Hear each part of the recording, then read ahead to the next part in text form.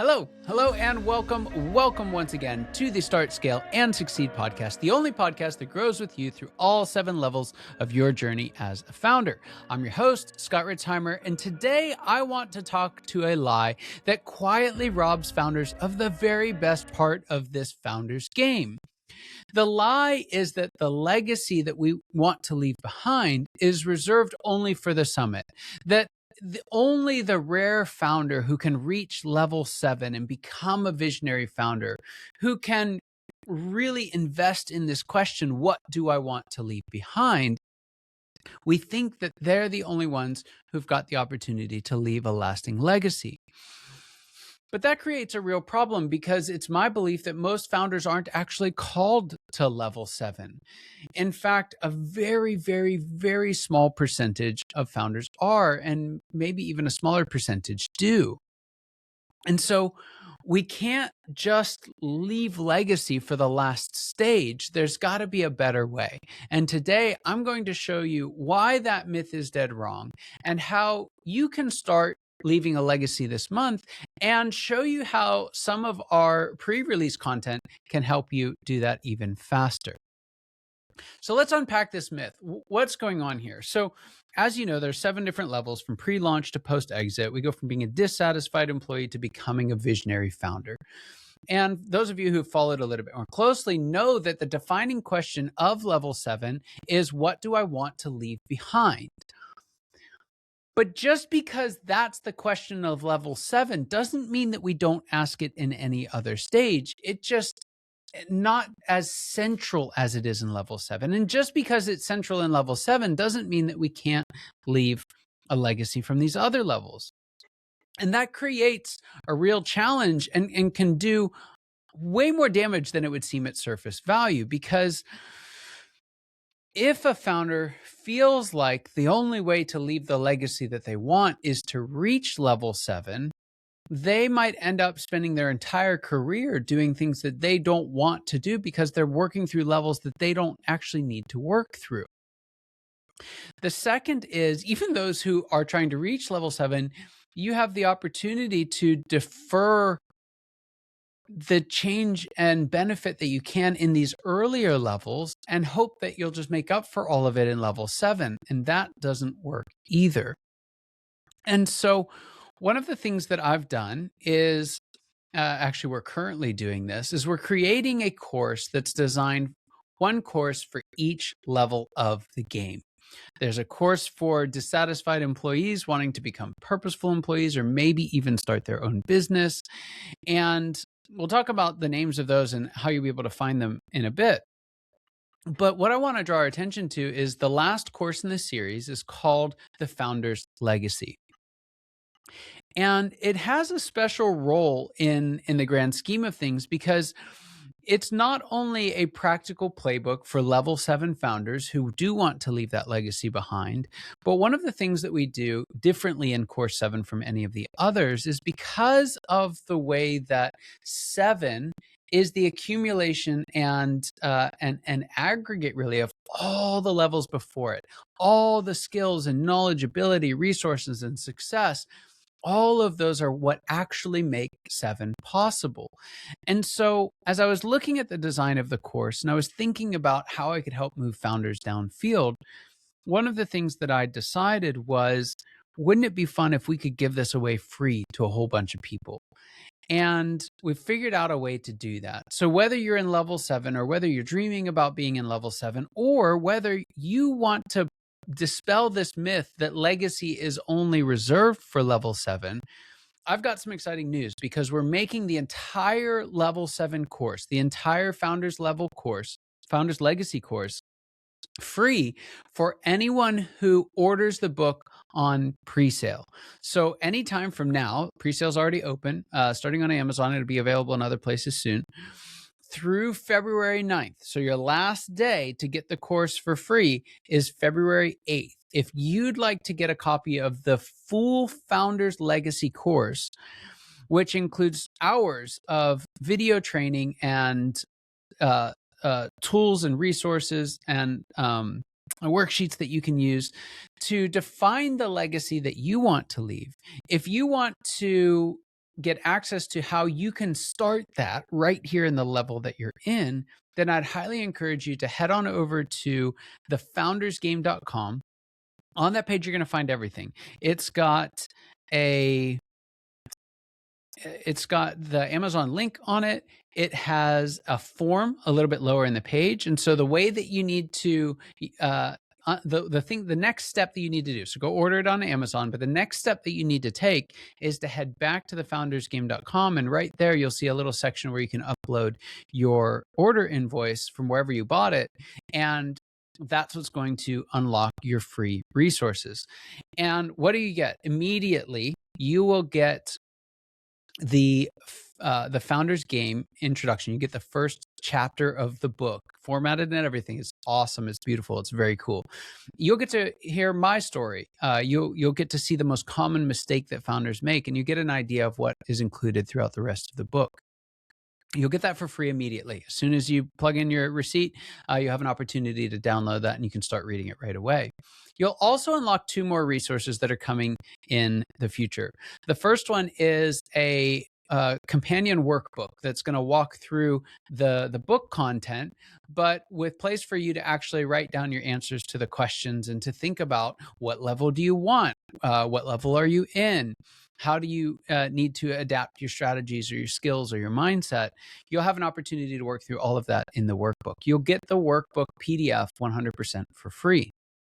And like I said earlier, the other thing that you'll get is access to the full Course 7 Founders Legacy course.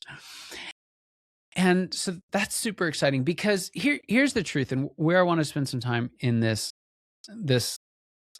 episode is that not only is the Founder's Legacy not reserved for the very end of this game, there's actually a very specific but very powerful way that you can maximize your legacy in every level that leads up to it.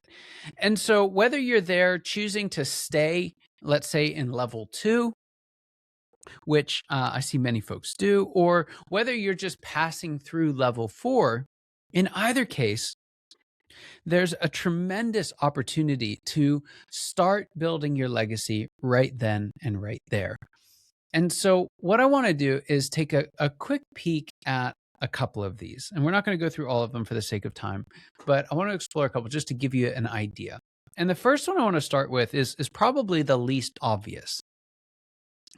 And I'll admit it's a little bit of a misnomer, because if you choose to stay in level 1 and never become a founder, that's great. There are lots of people who can create a massive impact. There's a beautiful legacy that you can leave behind. Technically, it's not a founder's legacy, but I want to explore a little bit about what the legacy could look like even in level 1. Because if you can find the ability to leave your legacy from level 1, then you can do it in any level between there and 7.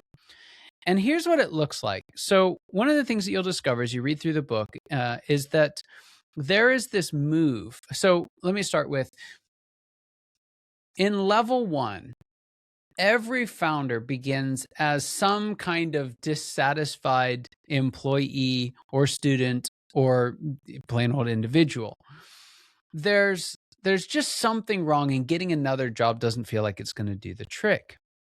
But just because something's wrong doesn't actually mean that another job won't do the trick. And so one of the ways that I coach and encourage dissatisfied employees who are considering whether or not the entrepreneurial journey is right for them is to actually take a look at what is the actual root of your dissatisfaction. Are you feeling dissatisfied because of something external that you can change? Or are you feeling dissatisfied because of something internal that you can change? And that's important, because if you think that your dissatisfaction is rooted in a bad job and it's really rooted in you, you're going to take you with you to either your next job or to becoming an entrepreneur. And that dissatisfaction will never leave. And so what we really want to do before we even consider fully whether becoming an entrepreneur is right for you, the first thing that we want to do is get to the place of understanding and to whatever extent it's possible as an employee, finding and fulfilling your purpose, or at least moving toward it. And what this means is we move from being a dissatisfied employee to becoming a purposeful employee.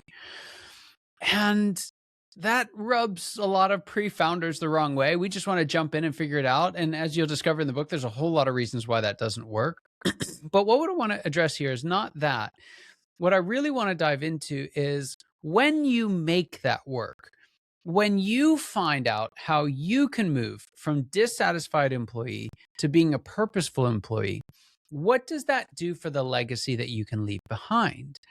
And here's it in a nutshell.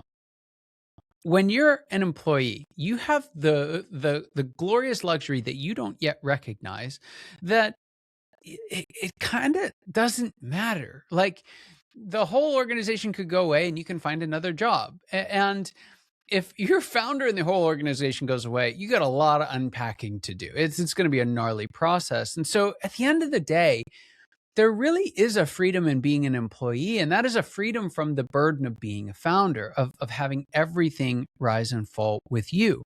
Now, if you want to be an entrepreneur and you choose to do that, then you're willing to take on that risk, and that's fine. But think about the margin that you can have in your life. Think about the strength that you can have when you're trying to leave a legacy, if you're doing it from the place of being purposeful, of being content, of succeeding in your role. Think about how many doors that opens, maybe professionally, but even more relationally. And what you'll find, and you see this in a lot of wonderful, wonderful employees and executives, and these folks who don't necessarily go the entrepreneur route, but still find their way of pouring into the people around them, to contributing to the things that matter most. Some of the greatest philanthropists weren't necessarily founders. Now, many were, but there are lots of people who just, especially more recently, who've risen up the ranks inside of another organization and really only found that kind of entrepreneurial edge in their legacy.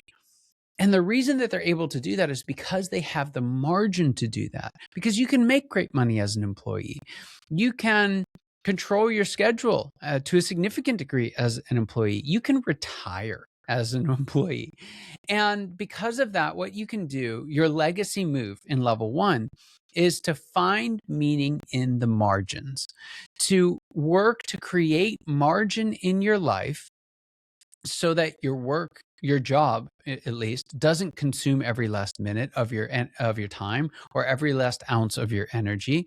It leaves you with maybe some finances to spare, maybe some time to spare, maybe some relational energy to spare, because you don't have to bear the burden and waste all of your time, energy, and resources on someone else's business. You need to align with your purpose, and then you can find meaning in the margins. And you can volunteer, you can mentor, you can help out in local areas. You can invest in different initiatives. You can donate and give. There are so many ways that you can leave a legacy, even as an employee, and even more so than if you were to tie up all of that resources in an entrepreneur's journey. And so I hope that this kind of illustrates, we've got this dual thing going on where there's something that's special about each level. And that includes level 7, because there really is something special about being a founder in level 7. And I'll talk about that in just a moment, but we don't have to wait for that moment to be able to build a legacy. And so you might be sitting there thinking, maybe, maybe not, but hey, if I can leave a legacy in any level, then why would I get to level 7? That's a great question. And the answer for most people is you wouldn't. You would just find the legacy in the level that you want. However, for some of you, level 7 is the destination. Level 7 is the destiny. And why that matters is because there's a different,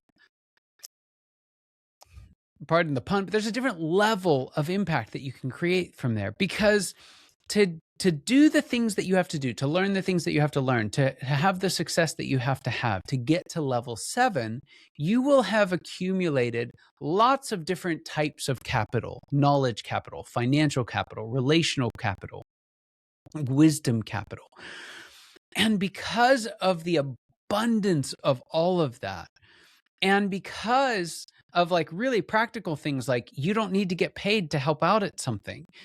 And not only do you have to not get paid, but you might even be able to pay to help out at something. You might be able to volunteer for a nonprofit and give to it. You might be able to mentor a young visionary and invest in his business without needing a return.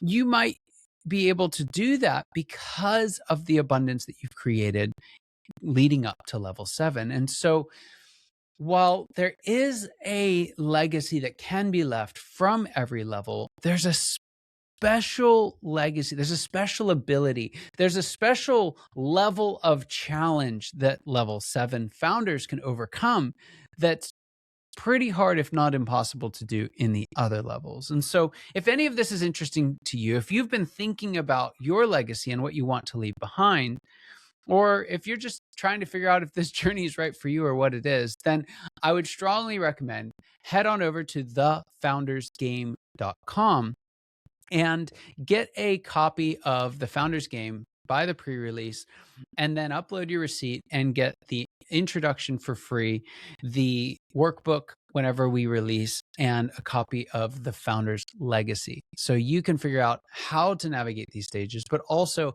how to leave a lasting legacy, one that outlives you and serves generations of people to come. With that, I hope that this opened your eyes to some new opportunities. I hope this conversation was helpful for you. And without further ado, I cannot wait to see you next time. Take care.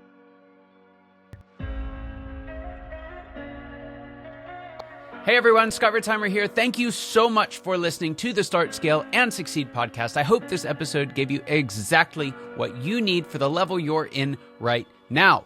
If you want to discover what level you're in, take our 10-question Founders Evolution quiz for free at foundersquiz.com. That's foundersquiz.com. It'll pinpoint exactly where you are and give you tailored tips to move forward and reach that next level in your journey as a founder.